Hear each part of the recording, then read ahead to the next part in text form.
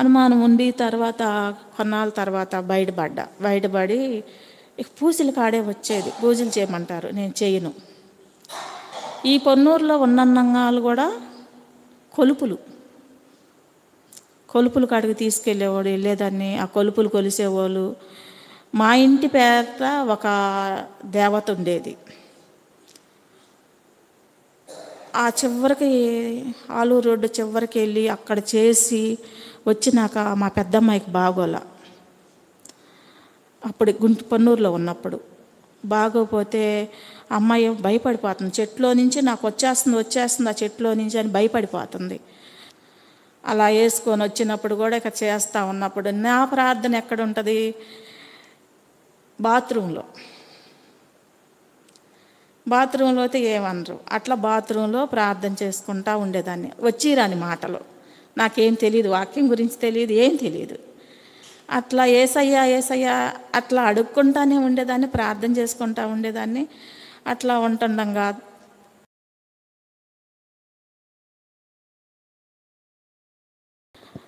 నేను మా సొంతూరు నర్సాయపాలెం దగ్గర, బాపట్ల దగ్గర చెరుకూరులో నేను చిన్నపిల్లగా ఉండేదాన్ని. అంటే హిందూ కుటుంబంలో నుంచి వచ్చామన్నమాట మేము. అంటే యేసు ప్రభు అంటే తెలీదు. మాకు తెలిసింది ఏంటంటే పూజలు. నేను పుట్టినప్పటి నుంచి నాకు తెలిసింది పూజలు. ఒక వేప చెట్టుకి పూజ చేయటమే కానీ, అట్లా గుళ్ళకి వెళ్తామే కానీ అంతే నాకు తెలిసింది. ఇంకా నాకు యేసుప్రభు అనేది తెలీదు.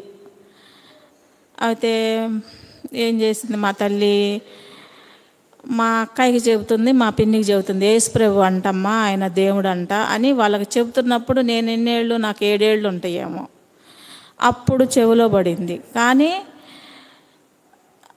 ఊళ్ళో మైకులు పెడతారు కదా యేసుప్రభు గురించి, పాటల గురించి, అవి వింటున్నాం. కానీ ఏందో వాళ్ళ దేవుడు వాళ్ళ పల్లిలో పెట్టుకున్నారు అంతేలే అనే లెక్కలో ఉన్నామన్నమాట. మాకేం తెలీదు. అట్లా ఉంటున్నప్పుడు దేవుడు మమ్మను రక్షించుకోవటం, మా అమ్మ మెల్లిమెల్లిగా దేవుడి గురించి తెలుసుకోవటం అట్లా చేస్తుంది. మేమంతగా పట్టించుకోవాలి. నా వివాహం ఏంటి, పూజలతోనే బ్యాంబుడుండి పెళ్లి చేయటం అట్లా అన్నమాట మాకు. అట్లాంటి వివాహం జరిగినాక నన్ను ఎక్కడిచ్చారంటే ఇక్కడ నండూరులో నా వివాహం అయ్యింది. వివాహం అయినాక నేనేం చేశాను, ఇక్కడ పూజలు ఇక్కడ ఉంటుండగా నాకు పిల్లలు కూడా అప్పటికి కలగపోతే ఉపాసాలు ఉంటాం, జాగారాలు ఉంటాం. అట్లా పూజ ప్రహారంగా చేస్తాం. నవంబర్ నెలలో వస్తే అట్లా చేయటం అట్లా అలవాటైపోయా. తర్వాత నేనేం చేశాను, మా వారిని కొంచెం, ఆయనకి జాబ్ అన్నమాట, బ్యాంకులో ఉద్యోగం. అట్లా ఉద్యోగపరంగా గుంటూరు వెళ్ళిపోయాం. ఆయన ఏంటి ఊరిని చిన్న దానికి పెద్దానికి నేను చనిపోతానని బెదిరియటం అట్లా చేస్తున్నా. మళ్ళీ తర్వాత మాచర్లు వెళ్ళిపోయాం ఉద్యోగరీత్యా. అక్కడ బెదిరిస్తున్నా, నేను చనిపోతాను అది ఇది చిన్న విషయాలకి. ఆయన చాలా అదిగా ఏంటి ఈ అమ్మాయి ఎట్లా అంటుందని తీసుకెళ్ళి నన్ను మా అమ్మ నాన్నకు చెప్పి, వాళ్ళ అమ్మ నాన్నకు కూడా చెప్పాల, మా అమ్మ నాన్నకు చెప్పి తీసుకెళ్ళి అక్కడ దించాడనమాట. దించినప్పుడు మీరేమనకుండా ఎట్లా చేసిద్ది తల్లి కదా ఆమె అనేసింది అనమాట. అప్పుడు మా నాన్న అసలు ఏమీ కారణం లేదు, చనిపోతానంటుంది, నువ్వు వెనకేసుకొస్తున్నావని మా అమ్మని కొట్టాడు, నన్ను కొట్టాడు. మా ఆయన ఎదురుగానే ఇద్దరిని కొట్టాడు. ఇక ఆయన ఏం చేశాడు, వదిలేసి వెళ్ళిపోయినాక 2 రోజులు ఆగినాక మా అమ్మ ఏం చేసింది, ఆమెకి సేవకురాలకి ఉంటాయి, ఒక 70 ఏళ్ళు దాకా ఉంటాయి, అంత పెద్ద ఆవిడ. మా అమ్మ ఇద్దరు కూర్చోబెట్టుకొని నన్ను, అమ్మ నువ్వు చనిపోతే ఎక్కడికి వెళ్తావు తెలుసా, నరకంకి వెళ్ళిపోతావమ్మా.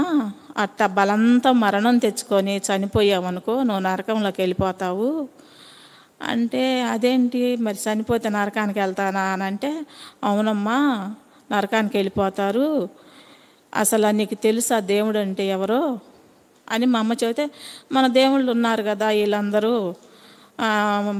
ఇప్పుడు ఉన్న దేవుళ్ళ పేర్లు చెప్తే, వాళ్ళు కాదమ్మా దేవుడు, నిజమైన దేవుడు ఈయన, రక్షకుడు ఈయన అని సేవకురాలు మా అమ్మ, నువ్వు నరకానికి వెళ్తావు, అట్లా నరకానికి వెళ్ళకుండా పరలోకానికి వెళ్తానికి యేసు ప్రభు ఈ భూమి మీదకి వచ్చాడమ్మా మన పాపాలు క్షమించటానికి అని దేవుడి మాటలు కొన్ని నాకు చెప్పారు. అప్పుడు ఆ రోజు నాలో రక్షణ కార్యం జరిగింది. అది ఎప్పుడంటే నేను మా చెరలో ఉంది అంటే వంగవీటి రంగా చనిపోయాడు చూసారా, నాకంటే చదువు లేదు, సంవత్సరాలు అవి గుర్తుపెట్టుకోవడానికి. ఆ టైంలోనమాట, ఆ టైంలో నా హృదయంలో రక్షణ కార్యం జరిగింది. ఇంక ఎవరు ఏది చెప్పినా కానీ ఇక ఎక్కట్లా, ఏమీ ఎక్కట్లా. అట్లా ఉంటున్నప్పుడు టీవీలో వాక్యం వస్తుంది, వాక్యం పెట్టుకుంటున్నా. ఇక నాకు తడపరబోసింది, బాగా తడపరబోసింది, పెద్ద పెద్ద కురుపులు వచ్చినాయి. అప్పుడు మా అమ్మగారు వచ్చారు. అప్పుడు దాకా మంటలతో అల్లాడిపోయా. ఆమె వచ్చి ప్రార్థన చేసింది, చల్లబడిపోయింది ఒళ్ళు, అసలు మంట అనేది తెలియదు. అట్లా ఉండి ఆమె అక్కడ ఉన్నందుకు ఆదివారం మరి మందిరానికి వెళ్ళాలి, సామాసం ఎక్కడ ఉందని కనుక్కొని ఆ మందిరానికి వెళ్ళింది. ఇట్లా మా అమ్మాయి ఉంది, నేను ఇక్కడికి వచ్చానని సంఘంతో పరిచయం చేసుకొని వెళ్తా వస్తూ ఉంది. అట్లా వాళ్ళు కూడా సేవకులు కూడా వచ్చేవాళ్ళు అనమాట నా దగ్గరికి. వచ్చి పిల్లలు లేరు, అప్పటికి 3 ఏళ్ళు అయిపోయింది పెళ్ళి అయ్యి. పిల్లలు లేకపోవటం వల్ల ఇక ఏం చేశారు, వాళ్ళు ప్రార్థన చేస్తా వస్తా వెళ్తూ ఉండేవాళ్ళు. అట్టా ఉంటుంటే ఇంట్లో ఈయన ఒప్పుకునేవాడు కాదు. అప్పుడు విశ్వాసులు హిందువులు ఉండి ఇంటి వెనకమాలే ఉండేవాళ్ళు. ఆమె చెప్తే అన్న వింటాడేమో అని ఆమె చేత కూడా చెప్పించినా కూడా ఈయన అసలు చాలా ఒప్పుకునేవాడు కాదు. బొట్టు పెట్టుకోకుండా ఉన్న వాళ్ళతో మాట్లాడితే ఊరుకునేవాడు కాదు, అంత కఠినంగా ఉండేవాడు అనమాట. సరే ఆ విషయంలో మటుకి అందుకని నేను ఎవరిని మాట్లాడేవాళ్ళం. కాకపోతే మేము ఇల్లు తీసుకుంది క్రిస్టియన్స్ వాళ్ళ ఇల్లు. వాళ్ళు దేవుడు తెలుసు కాబట్టి నేను ఆసక్తిగా ఉన్నది చూసి వాళ్ళు కొంచెం ఎంకరేజ్గా ఉండేది నాకు వాళ్ళ ద్వారా. అయితే అవునమ్మ ఆ క్రమం బాగుంటుంది, భక్సింగ్ గారి సమాసం ఇంటి వెనకమాలే ఒక ఆమె ఉంది, ఆమె ఆ ఊరికి డాక్టర్ గారు అనమాట. అయితే ఆయన్ని పొడి చేశారు. ఆ విశ్వాసమే ఆమెని ప్రార్థనే ఆయన్ని బతికించిందని ఆమె సాక్ష్యం వాళ్ళు చెప్పితే ఇంకా ఆమె వచ్చి ఎంత ఆప్యాయతగా ఉందో, ఈ సమాసంలో ఎంత ప్రేమగా ఉన్నారో. దాదాపు అన్ని సంవత్సరాలంటే 33 సంవత్సరాల క్రితం సంగతి నేను చెబుతున్నా. అట్లా ఆప్యాయతను చూశాను వాళ్ళల్లో, అంత ప్రేమ కలిగి ఉంటున్నారు అనుకొని. తర్వాత అట్లా విశ్వాసంగానే ఉంటున్నాను, అట్లా రేడీ పెట్టుకోవద్దన్నాడు ఈయన. ఇక దాగి ఉంటున్నా, పూజలు చేయట్లా, పూజల జోలికి వెళ్ళట్లేదు. సరే కొన్నాళ్ళకి అక్కడ సేవకుడు కానీ విశ్వాసులు కానీ వచ్చి ప్రార్థన చేస్తే అక్కడి నుంచి 3వ నెల గర్భిణితో ఎనకొండ దగ్గర పక్కన పల్లెటూరుకి వచ్చాను. అక్కడికి వచ్చినా కూడా రహస్యంగానే ఉన్నాను. మా అమ్మగారు వచ్చేది. తర్వాత కానుపు అయినాక మళ్ళీ నేను వెళ్ళటం జరిగింది. నాకు వచ్చినప్పుడల్లా దేవుడి మాటలు చెప్తూ ఉండేది మా అమ్మ. ఇంకా నేను బయటికి వెళ్తానికి ఎక్కడికి ఉండదు అనమాట. అట్లాగా 2 అమ్మాయిలు పుట్టారు నాకు. 2 అమ్మాయిలు పుట్టినాక పొన్నూరులో ఇల్లు కట్టుకున్నాం. నాకేంటంటే బయటికి వెళ్తానికి కుదరదు కాబట్టి ఏదో సందర్భాన ఎవరో ఒకరి ఇంటికాడ దైవ సేవకులు ఉంటే వాళ్ళ చేత ప్రార్థన చేయించుకుంటూ ఉంటానన్నమాట. అట్లా అనమాట నేను. అప్పుడు నర్సాపాలెంలో దానియేల్ బాబన్ ఉండేవాడు, ఆయన వచ్చి ప్రార్థన చేయటం కానీ అట్లా ఉండేది. ఇల్లంతా అయిపోయినాక ఇల్లు అద్దెలకి ఇచ్చేసి మళ్ళీ ఎనకొండ దగ్గరికి వెళ్ళిపోయాం. మళ్ళీ అక్కడ కొన్నాళ్ళు ఉన్నాక మళ్ళీ పొన్నూరు వచ్చేసాం. పొన్నూరు వచ్చినాక మా ఇంట్లోకి ఈ సంఘంలో ఆశీర్వాదం గారని పశువుల డాక్టర్ గారు అనమాట, ఆయన మా ఇంట్లోకి అద్దెకొచ్చారు. అద్దెకొచ్చి ఉన్నప్పుడు ఇంకా నేను విశ్వాసంగా ఉంటున్నా కదా, ఎట్లా విశ్వాసం కాకపోతే ఒప్పుకునేవాడు కాదు. వాళ్ళు అద్దెకొచ్చి ఉండటం వల్ల దేవుడి మాటలు కాస్త వింటా. మా అమ్మ వచ్చినప్పుడు మా అమ్మ చెప్తా ఉండేది. నాకు ఎలా చెప్పేది మా అమ్మ దేవుడు అంటే ఇదిగో శుభవార్త ఎలా చెప్పేదంటే మార్తా మరియా వాళ్ళ కుటుంబం గురించి, నోవా కుటుంబం గురించి, దానియేలు వాళ్ళ విశ్వాసం అట్లా, మోషే ఎట్లాగా అట్లా అన్ని కథలుగా నాకు వివరిస్తూ ఉండేది. అది నాకు వచ్చినప్పుడల్లా వ్యర్థమైన మాటలు కాదమ్మా, ఇగో దేవుడి మాటలు చెప్తాను నీకు అని దేవుడి మాటలు చెప్పి ఎలా ఒప్పుకోవాలో కూడా ఆమె చెప్పి ఒప్పించింది, మన పాపాలు ఎలా ఒప్పుకోవాలమ్మా దేవుడి దగ్గర అని చెప్తా ఉండేది. అట్లా ఉంటున్నప్పుడు నేనేం చేశాను, బయటపడేదాన్ని కాదు. బయటపడకుండా ఉంటున్న అట్లాగే ఆయనకు ఏంటంటే పూజలు ఎక్కువ. సంవత్సరానికి ఒక 2 సార్లు అటు తిరుపతి వెళ్తామే కానీ ఇటు షిరిడి వెళ్తాం, అట్లా గుళ్ళకాడికి వెళ్తాం. అట్లా ఆయన కోసం లోబడి రహస్యంగా వెళ్ళేదాన్ని. వెళ్ళి ఏం చేసేదాన్ని, అవి ఆ అర్పణలు తినాలంటే ఇలా చేతిలో పెట్టుకొని నేను, నీ రక్తంతో, కళ్ళతోనే నా ప్రార్థన, నీ రక్తంతో నన్ను కడుగయ్యా, ఇది పదార్థాన్ని కడుగని హృదయంలో ప్రార్థన చేసుకొని అలా తినేదాన్ని అనమాట. అలా నేను రహస్యంగా నా కోసం నేను తింటల్లా అని అలా తింటా ఆయన కోసం అట్లా. ఒకసారి అయితే దర్శనంలో ఒక పెద్ద పంది వచ్చేసింది ఇంట్లోకి. వచ్చినప్పుడు నేనేం చేశాను, ఎందుకు ఇలా వచ్చింది ఏంది అనుకుంటా ఉండే టైంలో నాకు వాక్యం చదవటం రాదు, నేను మందిరానికి వెళ్ళను. అట్లా నేను రహస్యంగా ఉంటున్నాను ఇంట్లో. ఏంది ఇట్లా వచ్చిందని బాధపడుతుంటే నాకు చెప్పా పెట్టకుండానే మాలేసుకొని ఇంట్లోకి వచ్చేసి తనకి లోబడి చేయాలి కదా అని తనతో పాటు అన్నీ చేస్తూనే ఉన్నా. అలా వేసుకొని వచ్చినప్పుడు కూడా ఇక చేస్తూ ఉన్నప్పుడు నా ప్రార్థన ఎక్కడ ఉంటుంది, బాత్రూంలో అయితే ఏమనరు. అట్లా బాత్రూంలో ప్రార్థన చేసుకుంటూ ఉండేదాన్ని. వచ్చిరాని మాటలు, నాకేం తెలియదు, వాక్యం గురించి తెలియదు, ఏం తెలియదు. అట్లా ఏసయ్యా ఏసయ్యా అట్లా అడుక్కుంటానే ఉండేదాన్ని, ప్రార్థన చేసుకుంటూ ఉండేదాన్ని. అట్లా ఉంటుండగా ఏం జరిగిందంటే తను మళ్ళీ గుంటూరు వెళ్ళిపోయాం. ఎక్కడ లేము. ఇక్కడ బ్రిడ్జి కింద పెట్టినప్పుడు ధనరాజు గారు వాళ్ళు ఉన్నారు. దైవ సేవకులతో దగ్గరగా ఉండేదాన్ని. అంటే నేను వారాల కూడికలకి వెళ్ళకపోయినా సేవకుల దగ్గరికి వెళ్తాం, నా అవసరం చెప్పటం, ప్రార్థన చేయించుకోవటం, మళ్ళీ ఆయన లేనప్పుడు వెళ్ళి వచ్చేసేదాన్ని. మళ్ళీ వాళ్ళు మా ఇంటికి వస్తే ఆయన వస్తాడు, మళ్ళీ ఎక్కడ తెలిసిద్ది, గొడవలు అవుతాయి అని నేను చెప్పేదా, రమ్మనేదాన్ని కాదు. నేను మటుకు వెళ్ళేదాన్ని. మాకు బ్రిడ్జి కింద ధనరాజు గారు ఉండేవాళ్ళు. తర్వాత ఇంకొక అంకుల్ వాళ్ళు వచ్చారు. తర్వాత మళ్ళీ దానియేలు బాబన్న వాళ్ళు వచ్చారు. కానీ నాలో ఆసక్తి ఎలా ఉంటుందంటే, మా అమ్మ వచ్చినా ఎక్కడన్నా ఎవరన్నా తెలిసిన దేవుడి బిడ్డలు కల్పించినా ఏంటి మందిరం విషయం ఏంటి, ఎవరు చేస్తున్నారు, అక్కడ ఎవరు ఉంటున్నారు అనే ఆసక్తి నాలో ఉండేది అనమాట. అహరోన్ గారు కూడా 2 సార్లు మా ఇంటి పైన ప్రార్థన పెట్టారు. ఆ పశువుల డాక్టర్ గారు వాళ్ళు ఉన్నారు కదా, ఆ టైంలో అంకుల్ని అడిగా, ఏంటి అంకులు ఎంత చింతగా ఉన్నారంటే, ఏంటమ్మా మందిరంలో కొంచెం సమస్యలుగా ఉన్నాయి అన్న.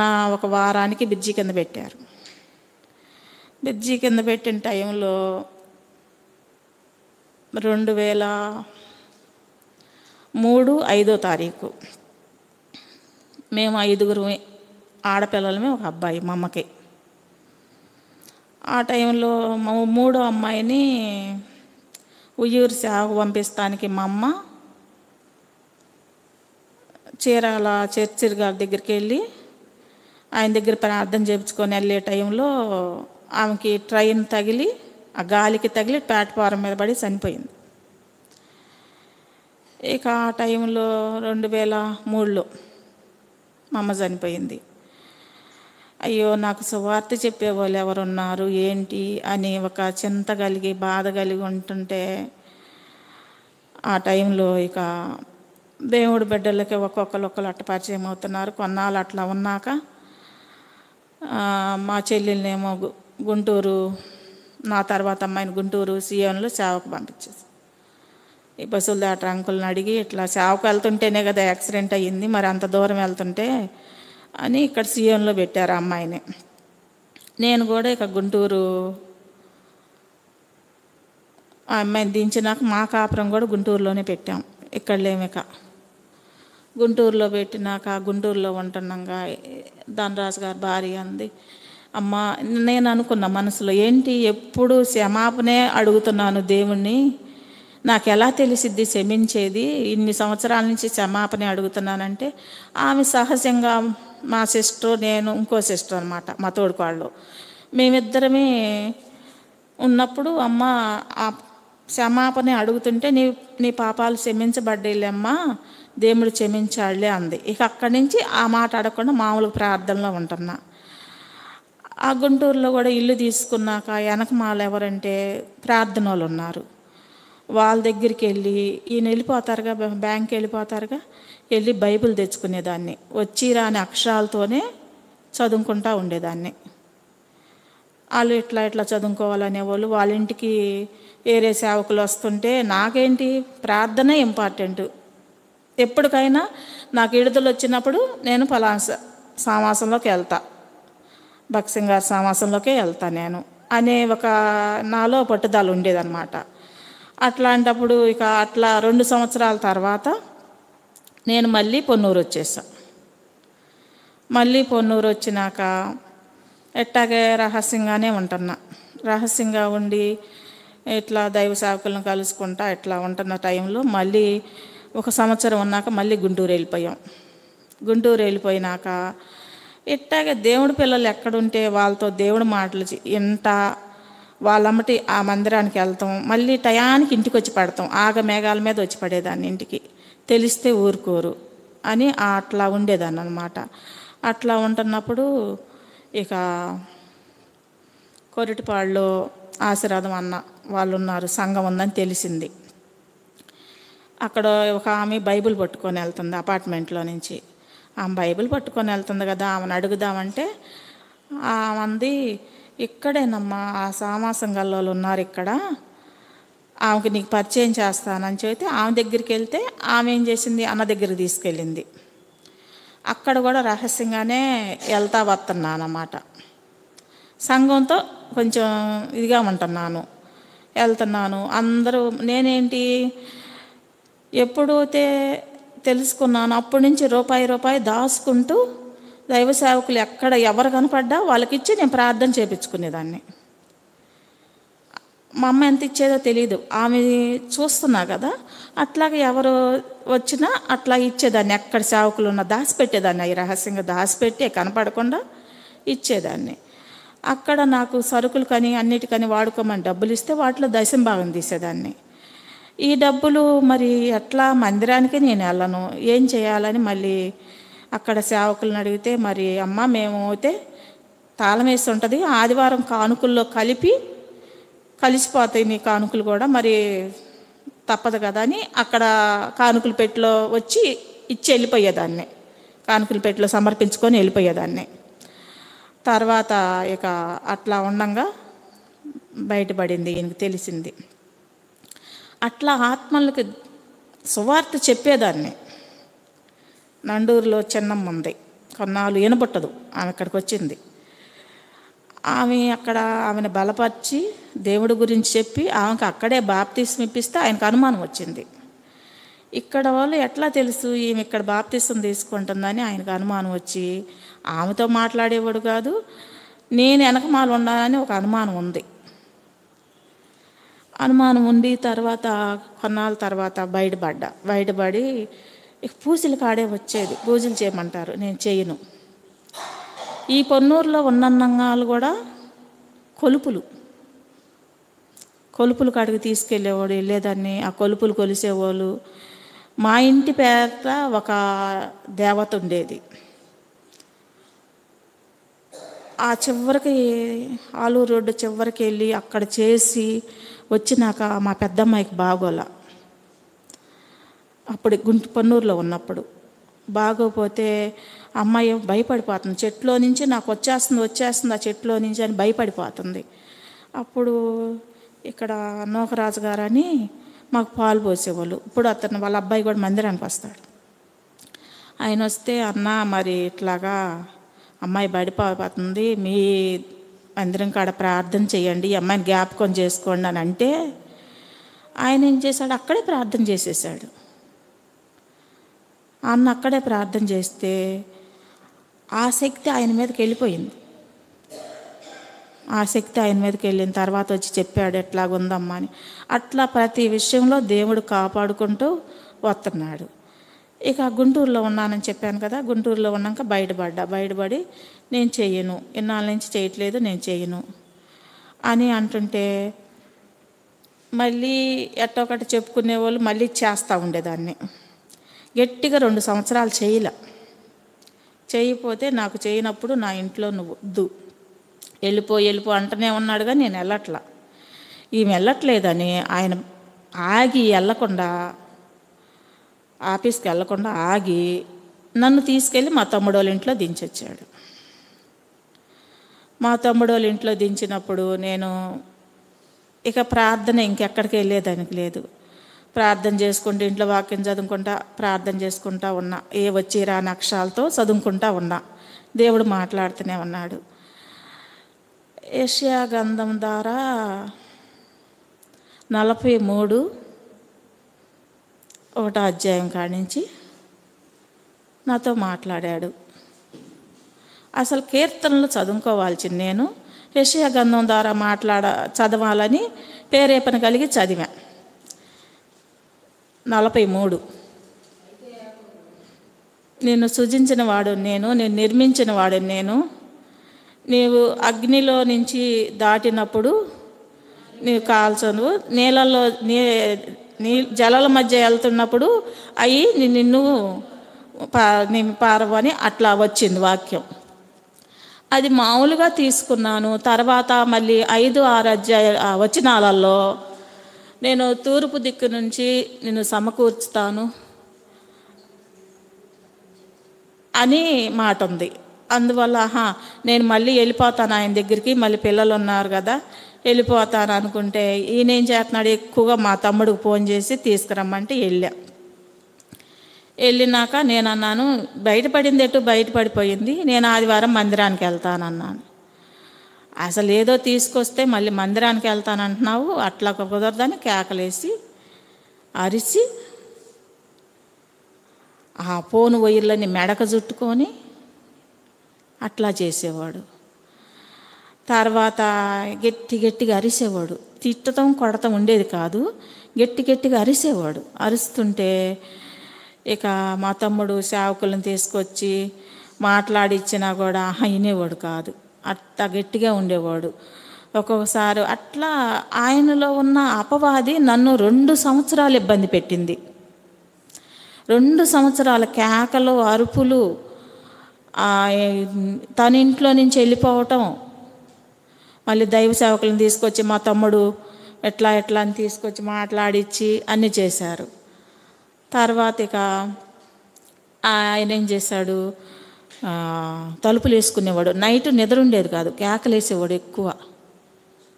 కేకలు గట్టి కేకలు. కొంతకాలం ఆగు, వెళ్ళొద్దు, ఆ అమెరికా దేవుడు మనకొద్దు, వాళ్ళ దేవుడు వీళ్ళ దేవుడు మనకొద్దు అని ఒకటే కేకలు.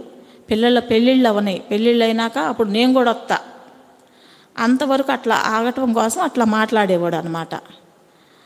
ఇట్లా మాట్లాడుతూ ఉండగా అతనికి కొన్నాళ్ళు అయినాక కీళ్ళ నొప్పులు వచ్చినాయి.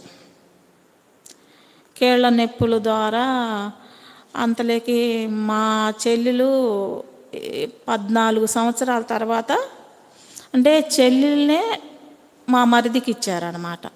వీళ్ళిద్దరు అన్నదమ్ముల్లో ఆ అమ్మాయి 14 ఏళ్ళ దాకా పిల్లలు లేరు. పిల్లలు లేకపోవటం గర్భిణి వచ్చింది. మా అమ్మ చనిపోయింది కదా, కాన్పు ఎవరు పోయాలి, నువ్వు తీసుకొచ్చి పోయాల్సిందే అన్నారు.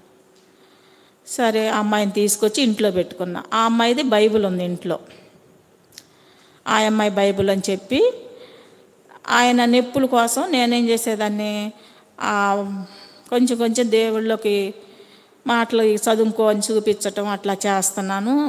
ఆయన నొప్పులకు తట్టుకోలేక ఆయన కూడా చదువుతున్నాడు. నేను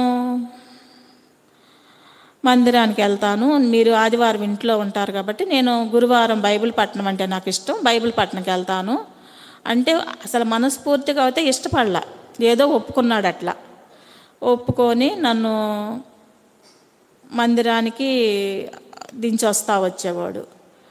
అటువంటి సమయంలో నాకు నా తలకాడ దీపం పెట్టాలి కానీ నువ్వు ఇట్లా ప్రార్థనకి వెళ్తాయి అట్లా కానీ అట్లా అరిసేవాడు.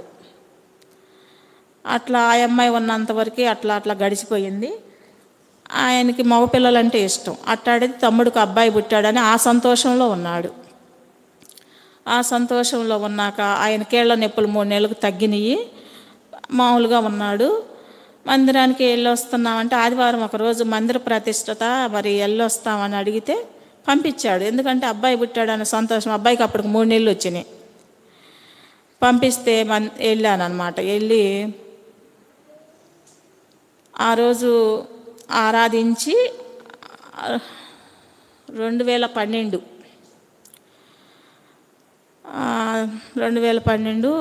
ఆదివారం వచ్చేసి 5వ తారీఖు 6వ తారీఖు పొద్దున్నే తెల్లారగట్ల ఆయనకి నొప్పి వచ్చేసింది. 4 గంటలకు నొప్పి వచ్చింది. హాస్పిటల్కి తీసుకెళ్ళాం. హాస్పిటల్కి తీసుకెళ్తే మీకు ఒక మాట చెప్పాలి. ఇక్కడ ఉన్నప్పుడు పక్కింటి అమ్మాయి చిన్న పుస్తకం ఇచ్చింది. ఆ చిన్న పుస్తకం కొత్త నిబంధన అని నాకు తెలియదు. ఆ పుస్తకం తీసుకొని ఆయన వెళ్ళిపోయినాక తలుపేసుకొని చదువుకుంటా, ఆ పుస్తకం ఎక్కడ దాచిపెట్టుకున్నానో తెలుసా? ఆయన ఎతకన చాట గుడ్డలన్నీ ఆ లంగాలు అసలు ముట్టుకోరు. ఆ లంగాలలో పెట్టుకొని ఆ పుస్తకం చదువుకున్నాను అనమాట. అట్ట రహస్యంగా నేను బాత్రూంలో రహస్యంగా దేవుణ్ణి వెంబడిస్తా. అదే టైంలో గుంటూరులో ఉన్నప్పుడు తోటకాడికి అసలు ఎంత లోతు, మా కాళ్ళ పైకే ఉండేవి నీళ్లు. అంత లోతు నీళ్ళైనా మళ్ళీ 2వ శనివారం ఆయన బ్యాంక్ వెళ్ళొచ్చే లోపల నేను ఇంటికి వెళ్ళిపోవాలి అని ఆగమేఘాల మీద వచ్చేసి అక్కడ ప్రార్థన చేసుకొని మళ్ళీ ఇంటికి వెళ్ళిపోయేదాన్ని. అట్లా తోటకాడికి తిరిగేదాన్ని. వీలైనప్పుడల్లా తోటకాడికి తిరిగేదాన్ని. అదొకటి. గుంటూరులో ఉన్నప్పుడు ఆయనకి ప్రమోషన్ రావాలని ఆయనవేవో దేవుళ్ళకు మొక్కుకునేవాడు. ఆయన మొక్కుకుంటుంటే నాకు అట్టాటి ప్రమోషన్ వద్దు తండ్రి, ఆయన మళ్ళీ మాలేసుకునే ప్రమోషన్ నాకొద్దు అని దేవుడి దగ్గర నేను ప్రార్థన చేసుకుంటే ఆ సంవత్సరం రాల. తర్వాత మళ్ళీ నేను ప్రార్థన చేసుకున్న ప్రమోషన్ కావాలని దేవుడు ఇచ్చాడు. ఇచ్చినాక ఇదిగో నేను ఎట్లా అనుకున్నాను, ఒక 3 వారాలు తోటకి వెళ్తానంటే అప్పుడు ఒప్పుకున్నాడు. బలహీనత మీద ఉన్నాడు కదా, నొప్పులని బలహీనత ఒప్పుకున్నాడు. అట్లా ప్రమోషన్ ఆయనకు వచ్చింది. అక్కడ అట్లా ఉందన్నమాట. తర్వాత మళ్ళీ ఒప్పుకోనప్పుడు సరే ఇక అట్ట రహస్యంగా తర్వాత బయటపడింది. సంఘం కొంచెం దగ్గరికి వచ్చింది. నాకు సంఘం ఉందలే, సంఘ ప్రార్థన ఉందలే, నాకు ఇంట్లో ఏది జరిగినా నేను వెళ్ళి సంఘానికి చెప్పుకునేదాన్ని. లేనప్పుడు వెళ్ళి సంఘం అంతా ఆ సమస్య గురించి ప్రార్థన చేస్తూ ఉండేవాళ్ళు. అటువంటిది తనకి నొప్పి వచ్చిందని చెప్పాను కదా. ఆ నొప్పి వచ్చినాక హాస్పిటల్కి తీసుకెళ్తే 6వ తారీఖు తీసుకెళ్తే మళ్ళీ తెల్లారి మళ్ళీ 4 గంటలకు మళ్ళీ నొప్పి వచ్చి ప్రాణం పోయింది. 2012 ఆగస్టు 7వ తారీఖు. ఇక తర్వాత ఇక ఏమీ తెలియదు, అయోమయం. నాకు అసలు బయటికి వెళ్తామంటే ఇలా ప్రార్థన పూర్వకంగా బయటికి వెళ్తున్నా కానీ ప్రతిదీ ఆయనే తెచ్చేవాడు. ఒక కూరగాయలకే వెళ్ళేదాన్ని నేను. అట్లా ఉండేది. కూరగాయలు కూడా ఒకసారి ఆయనే తెచ్చేవాడు. ఏమీ తెలియదు. కరెంటు బిల్లు కట్టుకోవడం తెలియదు, ఫోన్ బిల్లు కట్టుకోవడం తెలియదు, ఏమీ తెలియదు. అంత అయోమయంలో పడిపోయాను అనమాట. ఏంటి పరిస్థితి అని అర్థం కాల. తర్వాత ఇక్కడ అన్నీ అయిపోయినాయి. మళ్ళీ గుంటూరు వెళ్ళి పిల్లల చదువులు ఉన్నాయి, పిల్లల్ని చదివించుకోవాలి. పెద్ద అమ్మాయి వచ్చేసి బీటెక్ ఫస్ట్ ఇయర్, చిన్నమ్మాయి వచ్చి ఇంటర్ ఫస్ట్ ఇయర్ అయిపోయింది అంతే. ఇక పిల్లలు చదువు ఆపేసుకోవచ్చు కదా అని కొంతమంది అంటున్నారు, అర్హాలుగా అంటున్నారు. ఇక ఏం చేయాలి అర్థం కాక ఇక అక్కడికి వెళ్ళిపోయి ఒక చిన్న ఇల్లు తీసుకొని ఇంకొక ఇల్లు మారి అక్కడ మారినాక సంఘానికి దగ్గర మందిరానికి దగ్గరగా వచ్చి మందిరం సామాసము ఆ భద్రతలో ఈ పిల్లల్ని నేను మందిరానికి వెళ్తాం, వారకొడికలకి వెళ్తాం, పిల్లల్ని తీసుకొని అట్లా దేవుడి దగ్గర నడిపించబడతా అక్కడ బలపడతా ఉన్నాయి. అక్కడ కొరిటిపాడు ఆశీర్వాదం అన్న అక్కడ ఉంటున్నప్పుడు అక్కలు కూడా ఆదరించటమే కానీ అన్నిటికీ అక్కడ ఉంటా పిల్లల్ని చదివించుకుంటా ఇక అక్కడ ఉంటా మందిరానికి వెళ్తూ ఉండే టైంలో నాకు ఎన్నో ఎదురైనాయి సమస్యలు. ఎన్నంటే ఇటు తోడుకాళ్ళు మరిది నుంచి ఎదురైనాయి. ఏ కాడికి డబ్బు బంగారము అన్నీ ఎదురు పెడితేనే వాళ్ళు నాతో బాగుంటున్నారు. ఇంకా ఇవ్వు, ఇంకా పెట్టు అనే లెక్కలో ఉన్నారు వాళ్ళు. ఇంకా ఇంట్లో కూడా ఇవ్వని అని అంటున్నారు. ఆ ఇంటి కోసం అటు దైవ సేవకుడి దగ్గర వచ్చి పెద్దలను తీసుకొచ్చి మాట్లాడాలని చూశారు. తర్వాత మళ్ళీ నేను ఇక్కడికి వచ్చినాక ఇక్కడ కూడా మా మా బావోళ్ళు ఉన్నారు, వాళ్ళతో మాట్లాడుకుంటానంటే ఆ పెద్దలందరూ వచ్చి మళ్ళీ మా బావోళ్ళ దగ్గరికి వచ్చి మళ్ళీ అక్కడ నన్ను ఇబ్బంది పెట్టాలని అట్టా ఇబ్బందులకరమైన పరిస్థితుల్లో నేను ఎదుర్కొంటూ ఉన్నానన్నమాట. అటువంటి పరిస్థితుల్లో ఈ బంగారం ఇచ్చినా డబ్బు ఇచ్చినా వీళ్ళు ఇంకా బాధ పెడుతున్నారు నన్ను. ఇక నేనేమి చేతగాక ఒకటే మాట అన్నా, నేను బావలని కూడా చూడను, కేసు పెట్టేస్తా. నేనేం చేస్తున్నాను, ప్రార్థనకి వెళ్తున్నాను, పిల్లల్ని చదివించుకుంటున్నా. ఏదో నా పాటికి నేనుంటే నన్ను ఇంత ఇబ్బంది పెడుతున్నారు మీరందరూ, నేను కేసు పెడతానంటే వాళ్ళు ఇక తగ్గిపోయారు, ఎవరో నా దగ్గరికి రాలా. పిల్లలు పెద్దమ్మాయి బీటెక్ అయిపోయింది, ఏదో చిన్న జాబ్ చేస్తుంది, చిన్నమ్మాయి ఏమో ఎంఎస్సి చేస్తుంది. ఇక పొన్నూరు వచ్చేసా. పొన్నూరు వచ్చేసి ఇక్కడ మందిరానికి వస్తున్నా. ఇక్కడ మందిరానికి వస్తున్నప్పుడు ఇక్కడికి వచ్చారు మళ్ళీ గొడవకి. ఇక్కడ గొడవకి వచ్చి తిమోతి అన్న దగ్గరికి వచ్చారు. మళ్ళీ అక్కడ పెద్దల్లోకి తీసుకురావాలని నేను ఎక్కడికి వెళ్ళేదాన్ని కాదు. అవసరం ఏముంది, ఆ మాంగారు సంపాదించిన ఆస్తి వాళ్ళ దగ్గరే ఉంది. ఈయన తీసుకున్న ఇల్లు కదా ఇది, దీంట్లో ఆయన ఉన్నప్పుడే వాళ్ళు నోటీసులు పంపించటం, ఈయనేదో నేను కట్టుకున్న ఇల్లు అని ఈయన నోటీసులు పంపించడం అవి ఉన్నాయి, జాగ్రత్తగా ఉంచుకున్నా. అట్లా వాళ్ళతో కూడా చాలా గొడవలు ఉన్నాయి. గొడవలు ఉన్నా కూడా సర్దుకుంటా మందిరానికి వస్తా పిల్లలను చదివించుకుంటా ఇట్లా ఉన్నాను. చదివించుకొని దేవుడి కృపలో 2019లో సంవత్సరం వాగ్దానం మనది. ఇదిగో నేను అద్భుతములు చేసేదను, దేవుడు యథార్థవంతుడు, నేను నూతన క్రియలు చేస్తాననే వాగ్దానము. ఆ వాగ్దానములో ఆ సంవత్సరం పెద్దమ్మ వివాహం అయింది. ఆశ్చర్యకరంగా అద్భుత కార్యం చేశాడు ఆ సంవత్సరం. దేవుడికి కృతజ్ఞతలు చెల్లించుకున్నా. తర్వాత ఇప్పుడు మళ్ళీ ఈ చిన్న చిన్న సమస్యల్లో నుంచి దేవుడు నడిపిస్తున్నాడు. నేను నా భర్తన్న 2 సంవత్సరాలు భలే ఇబ్బంది పడ్డా. అసలు అంతా ఎంత కాదు, ఎంత టార్చర్ అంటే రేతులు నిద్రుండేది కాదు. అట్టా కేకలేసేవాడు, అరిచేవాడు, తలుపేసుకునేవాడు, చనిపోతానని తలుపేసుకునేవాడు. నేను ఎటు చూసేదాన్ని, దేవుడికి వెళ్ళే చూసేదాన్ని. ఆ తెలిసినాక ఎక్కువ చేసేవాడు. ఆయనేమో కార్తీక మాసం వస్తే ఉపాసాలు ఇద్దరము ఉండాలి. నేను సరిగా చేయట్లేదని అర్థం చేసుకొని మళ్ళీ మానుకున్నాడు, తనకై తనే మానుకున్నాడు. పొద్దున పూట ఒకసాటికి వెళ్తే మాటిపూట ఇంకొకసాటికి అట్లా తీసుకెళ్ళి నెలంతా చేసి అట్లా చేసేవాడు అనమాట. నా మనసేం అంగీకరించేది కాదు. ఎక్కడికెక్కడ తిప్పేవాడు, అన్ని చోట్లకు తిప్పేవాడు. కానీ నేను దేవుడిని ఎరుగున్నాను కాబట్టి ఆశ కలిగి ఉండేదాన్ని. దేవుడు బిడ్డలంటే, దేవుడు వాక్యం అంటే, దేవుడు మాటలంటే అట్ట ఆశ కలిగి ఉండేదాన్ని. అటువంటి పరిస్థితిలో దేవుడు నన్ను నడిపిస్తూ, ఆయన లేకపోయినా కూడా నాకు తోడయ్యుండి సంవత్సరం వాగ్దానాలతో నన్ను బలపరుస్తూ, నన్ను ధైర్యపరుస్తూ ఉన్నాడు దేవుడు. చిన్నమ్మాయికి వివాహం కోసం ప్రార్థన చేయండి, మీ ప్రార్థనలో జ్ఞాపకం చేసుకోండి. నా 2 అమ్మాయిలు అల్లుడు రక్షించబడాలా. ఈ సాక్ష్యం దేవుడు దీవించును గాక. Praise lord.